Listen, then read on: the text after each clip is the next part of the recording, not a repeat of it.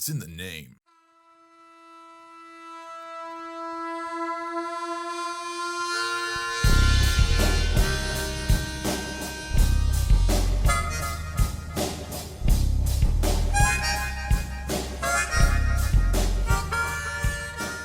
Welcome into the Friday Refresh, brought to you by the Good Old Fashioned Dislike Podcast. If you love football and rivalries intrigue you, then the Good Old Fashioned Dislike Podcast is for you. Each week, Travis picks a matchup to highlight, and the panel decides what they love and hate about each team, mostly based on non-football aspects of the school or town or history. So check it out every Monday morning wherever you find your podcasts. Speaking of football, I honestly can't remember a time when I didn't love football.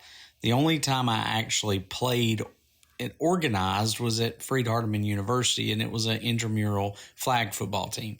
But I remember watching Monday Night Football with my dad and pretending to run into the couches in the living room like they were the defensive line. I'm not sure which wore out faster, the couches or my dad's nerves. I can remember throwing as many passes as I could to Travis during every commercial break of the Alabama games at our aunt and uncle's house, simply known to us as Danny and Myra's. That paid off when I finally got to throw him a touchdown pass in AT&T Stadium in Dallas, Texas. I know they let everybody on the field when they take the tour, but still, we got to throw a touchdown pass.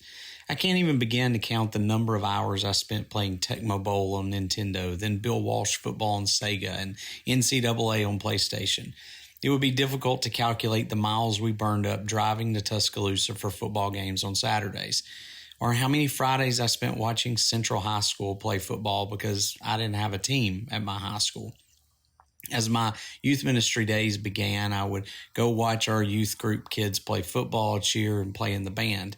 Now my alma mater has a team, and I spend most Fridays taking my kids to the games.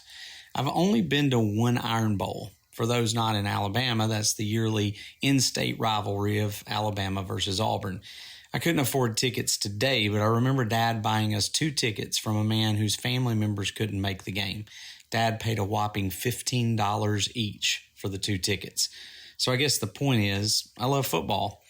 I also love baseball, and I could say similar things about it, but I'm not someone who can rattle off stats and scores and all the players who ever played. I recognize a lot of them. I love them, and I follow them when they are there, but it's easy for me to forget the details of the game.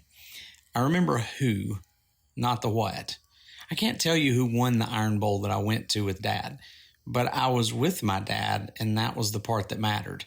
I can't tell you all the details of those games that Travis played in, but I remember that time when he almost scored with a cast on his arm and his mom and I went running down the bleachers. I don't remember who won all those Bama games we drove to, but I remember going with Danny and Myra and Jeff. And on other occasions, I remember going with my brother and my nephews and my dad.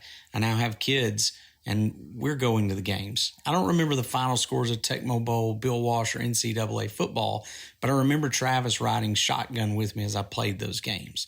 Football may not be your thing. It may be your thing, but maybe it's baseball or golf or hunting or fishing. Maybe it's band or chorus. But most of the time, when we peel back the layers of those things we love the most, it's not about the event. It's not about the place you went. It's not about the score or the trophy.